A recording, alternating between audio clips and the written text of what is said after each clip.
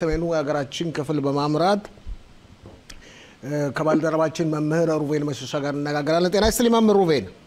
ጤና ይስጥልን ፋሲል፣ እንደምታውቁት እንዴት ነው? ከቀዝቃዛ ወደ ሙቀት አልፋችኋል ይመስለኛል ዛሬ አይደለ እንዴ? ትክክለኛ ነው የገለጽከው። አካባቢያችን ያለ አይደለም ሸሚዝ ለብሰን ነው ወጥተን ያለው። አሁን ፀሐይ በጣም ደስ የሚል ፀሐይ ነው ያለው። አሁን ደስ የሚል ነው እንዴ? በአንድ ጊዜ አይደለ እንዴ አየሩ ፀባይ የተለዋወጠው? በጣም ይገርማል። ወዲያው ነው በጣም የተቀየረው። ይገርማል። ወዲያው ነው። በነገራችን ላይ አልፎ አልፎ እንግዲህ ወደ ደቡብ ሊባኖስ ብናልፍ የእስራኤል መከላከያ አልፎ አልፎ ሂዝቦላን መቀጥቀጡን አላቋረጠም። የሰሜኑ ህዝብስ እንዴት ነው? አሁንም ደጋግመን በየሳምንቱ በየቀኑ ስናነጋግርህ የምንጠይቀው ጥያቄ ወደ ቤቱ ወደ ንብረቱ እየተመለሰ ነው? አዎ፣ እስራኤል እንዳልከው ህዝቡ በሀገራቸው ስደተኛ የነበሩት ከጊዜ ወደ ጊዜ ወደ ነበሩበት ቦታ ሰፈር የመስፈራቸው ሁኔታ በቁጥራቸው እያደገ መጥተዋል። ከዛ ውጭ እስራኤል በሊባኖስ በሂዝቡላ ላይ የምታደርገውን ጥቃት ቀጥላለች። ከሚገርም ነገር ሌላው ደግሞ የሊባኖስ የውጭ ጉዳይ ሚኒስተር የተናገራቸውን ነገሮች በሂዝቡላ በኩል በተለይ በናይም ካሴም የተናገረው ሁኔታ ይሄ ለእስራኤል ደጃፍ መክፈትና ለእስራኤል መብራት አረንጓዴ መብራት መስጠት ማለት ነው ሲል እነሱ በእነሱ መጋጨታቸውና እነሱ አለመስማማታቸው ለኛ በጣም ጥሩ ነው ማለት የዚህ አይነት ሁኔታ ነው ያለ በሰሜኑ አካባቢ። እንግዲህ አዲሱ የሊባኖስ ውጭ ጉዳይ ሚኒስትር እኮ መምህር ሩቬን ያለው ነገር ፋክቱን ወይም ትክክለኛውን ሁኔታ ነው ያስቀመጠው። እናንተ ሂዝቦላዎች በመትፈጥሩት ሁኔታ በመታደርጉት ትግል አለው ተጨባጭ ውጪ በሆነ መንገድ እስራኤልን እንጎዳለን ብላችሁ መነሳታችሁ ጣጣ አመጣችሁብን። ጣጣችሁን አቁሙ፣ ከዛ በኋላ እስራኤል ደቡብ ሊባኖስን ለቃ ትወጣለች ነው ያለው አይደል እንዴ? አንደኛ ትክክለኛ አባባል እኮ ነው። ይሄንን ነገር እንዴት ሳልጎ ነው የሂዝቡላ ሽብር ፈጣሪ የተረጎመው ነው። እንግዲህ ይሄ አባባል ትክክለኛ አባባል ነው። ምንም አይነት ስህተት ነገር አባባል አይደለም። ይሄንን ነገር ግን እንግዲህ እነሱ በጥሩ አይን ያዩትም። ይሄ የሚያሳየው ምንድነው? ከትንሽ ጊዜ በኋላ ለተወሰነ ጊዜ በኋላ እኛም እስራኤልን ማጥቃት እናደርሳለን የሚለው ሁኔታ እንዳለባቸው የሚያሳይ አዝማሚያ ሁኔታ ነው። ነገር ግን በዚህ አጋጣሚ የሊባኖስ የውጭ ጉዳይ ሚኒስትር ልክ አንተ እንደጠቆምከው እንደዘረዘርከው ይሄ መነገሩ በእስራኤል በኩል ጥሩ ነው። እንግዲህ እነሱ በእነሱ ያለው ሁኔታ ነው ደስ የሚል ሁኔታ ነው። ትክክል አባባል የተናገረ የውጭ ጉዳይ ሚኒስትሩ። እንግዲህ ስለ ህብረተሰቡስ ህዝቡስ እየተመለሰ ነው? ምን መረጃዎች አሉ? ያሉት መረጃዎች ምንድነው? በምናይበት ጊዜ ተመልከት ፋሲል፣ አንዳንድ ጥሩ የሆኑ አዝማሚያዎች አሉ። በመጀመሪያ ደረጃ አሁን የተናገርናቸው እንደነዚህ አባባሎች ለምሳሌ በሊባኖስ መንግስት የሚነገሩ እንደነዚህ በእስራኤል በኩል ተቀባይነት ያሉ ነገሮች በሚነገሩበት ጊዜ በእስራኤል የበላይነቱን በምታሳይበት ጊዜ በሊባኖስ ላይ በሂዝቦላ ሽብር ፈጣሪ እንደተቀጠቀጠ እየተረዱትና ይሄ ሁኔታ ወደ ሰፈራቸው ለመመለስ ያለው ሁኔታ ጥሩ መንገድ እየደለደለላቸው መሆኑን የሚያሳይ ሁኔታ ነው። ሌላው ደግሞ በምናይበት ጊዜ ፋሲል የእስራኤል ከአረብ ሀገሮች ጋር በተለይ በሱሪያ በሊባኖስና በአዛ ያለውን ጦርነትና በኡክራይናና በሩሲያ ያለውን ጦርነት በማወዳደር እስራኤል የበላይነትን ያገኘችበትም ሁኔታ ነው በደንብ አድርጎ ገልጾታል። ከዛ ያለው ሁኔታ በምንም ታምር እየተጨረሰ ማንኛውን እንዳሸነፈ የምታየው ነገር የለም በሩሲያና በኡክራይን በኩል። በእስራኤል በኩል ያለውን ግና እስራኤል የበላይነቷን ያረጋገጠች መሆኑን የሚያሳይ ይሄ ሁኔታ ለህዝቡ ከፍተኛ የሆነ ለለቀቁት ሰዎች ከፍተኛ የሆነ ሞራል እየሰጠ እነዚህ ናቸው እንግዲህ ያሉ ነጥቦች። እስቲ ወጣ አድርጌ ሌላ ቦታ ልውሰድህ። የመን አሜሪካ ዶናልድ ትራምፕ ያልተጠበቀ እርምጃ እየወሰዱ ነው። እንግዲህ እንደምንመለከተው ከሆነ በሁለት ቀናት ድብደባ ብቻ እስከ 100 አካባቢ የሚጠጉ ሁቲዎችን ተዋጊ አውሮፕላኖቻቸው ሳይገሉ እንዳልቀሩ እየተነገረ ነው። አዎ ተመልከት ይሄ ብቻ ሳይሆን አሜሪካ በሁቲም ላይ በየመን ላይ ያደረገችው ከፍተኛ ጥቃት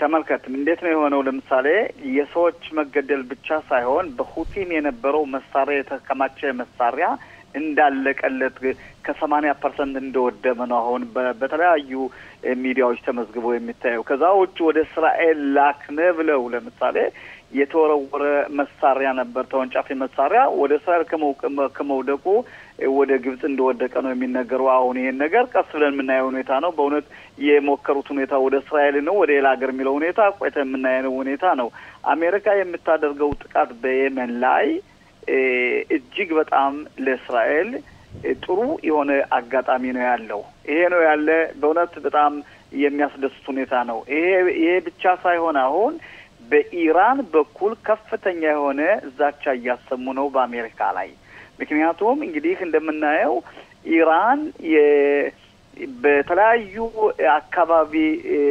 ስትጠቀምባቸው የነበሩትን አድራሻዎች እየተቆረጠላቸው እያለቀላቸው ነው ለምሳሌ በኢራን ከኢራን በኢራቅ አድርጎ በሱሪያ ሲመጣ የነበረው በሂዝቦላ የነበረው በሐማስ የነበረው ሁኔታ ተንኮታክቶ አሁን የቀረው ማን ነው የነበረ እንግዲህ የመን ነው የየመን ሁኔታ በሚንኮታኮትበት ጊዜ የኢራን ሁኔታ ያለው ሁኔታ በጣም የሚያሳስባትና የተለያዩ ዘቻዎችን በማሰማት ላይ ትገኛለች በአሁኑ ሰዓት እስቲ ወደ ታጋቾቹ እንመለስ ደግሞ በዶሃ ወይም ካታር የሚደረገው ድርድር ለጊዜው ቆም በማለት አሁን ድርድሩ በካይሮ ነው የሚደረገው ይባላል ብዙ አዳዲስ ነገሮችን ግን ለማየት እስካሁን ድረስ አልቻልንም አሁንም ያለው ሁኔታ ምንድነው በዚህ በእስራኤል ሉካን ቡድን ዙረው ሄደው ባለው በካይሮ ወይም በካይሮ ያለው ሁኔታ የሚያሳየው ምንድነው የሐማስ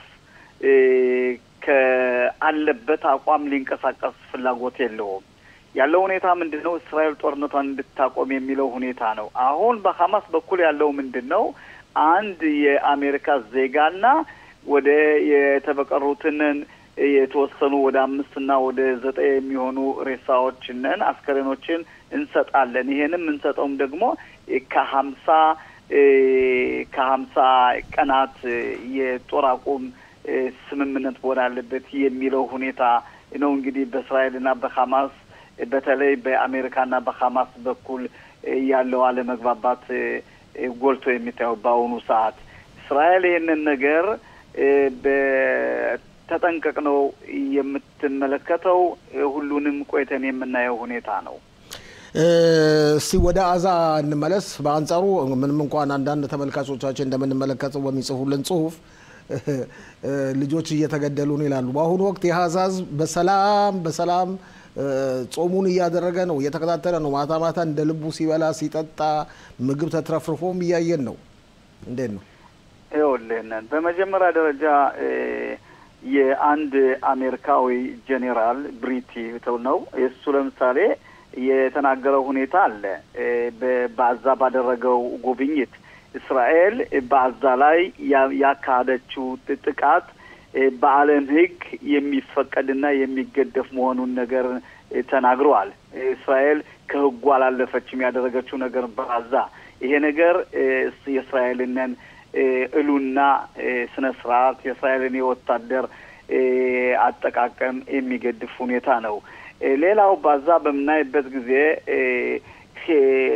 የሐማስና የአዛ ነዋሪዎችን ለማወቅ ማችልበት ሁኔታ ነው ያለው አሁን ሁሉም ሐማስ ነው ጠቅላላ ስለዚህ እየበሉ እየጠጡ ነው ያሉ አሁን ያለው ሁኔታ የሚያሳዝን ግን እነሱ እየበሉ እየጠጡ የኛ ተጠላፊዎች ከዋሻ ያሉት በጤንነትም ሆነ በምግብም ሆነ በተለያዩ መንገዶች የሰውነት የሌለበት ርህርህና የሌለበት ሁኔታ ነው የሚያልፉ ያሉን ወገኖቻችን ስለዚህ በአዛ ያሉ ነዋሪዎች በአሁኑ ሰዓት ተራቡ ተገደሉ ማለት አይቻልም በተለይ የሚያሳዝን ሁኔታ ምንድነው የእስራኤል ወታደሮች ወደ አዛ እየሄዱ ህፃኖችን እየገደሉ ብሎ የተናገረው የእስራኤል ሚኒስተር የነበረው ስሙ ልገልጽ አልፈልግም እሱ ለምሳሌ እጅግ በጣም የሚያሳዝን አባባል ነው ሁሉም አውግዞታል አዎ ሁሉ ካወገዘው ይሄን ሁኔታ እንደነዚህ አባባሎች ነው እንግዲህ ባዛ ያለውን ሁኔታ እየተራቡ እየተገደሉ የሚሉት ሁኔታ ያገነነ ያለው ሁኔታ ያንን ይመስላል። እስቲ ከማጠቃላችን በፊት አንተ ተጨማሪ አስተያየት ከመስጠት በፊት ጠቅላይ ሚኒስትር ቢንያሚን ኔታንያሁ ሀገር ውስጥ የመረጃ ድርጅትን አዛዥ ከስልጣን አስወግዳለሁ ብለው ውሳኔ ላይ ደርሰዋል። የፊታችን ረቡዕም የሚኒስትሮች ምክር ቤት ይሰበሰባል። አስተያየት ካለህ በዚህ ጉዳይ ላይ? ይኸውልህ በመጀመሪያ ደረጃ የእስራኤል ጠቅላይ ሚኒስትር ቢንያሚን ኔታንያሁ ጠቅላላ በእስራኤል ሕዝብ እየተመረጠ ነው። ጠቅላይ ሚኒስትር ነው። ጠቅላይ ሚኒስትር ማለት እንግዲህ በዲሞክራሲ ሁኔታ ለሀገሪቱ ሲል አንዳንድ ትክክል ያልሆኑ ነገሮችን በመገንዘብ ከነዚህ ነገር እንድንቆጠብና ያንን ነገር ለማስተካከል ያሉትን ባለሙያ ሰዎችን ትክክለኛ ሰራተኞችን ትክክለኛ ካልሰሩ ከስራ የማሰናበቱ በዲሞክራሲ ሁኔታ ትክክለኛ ሁኔታን አካሄድ ነው።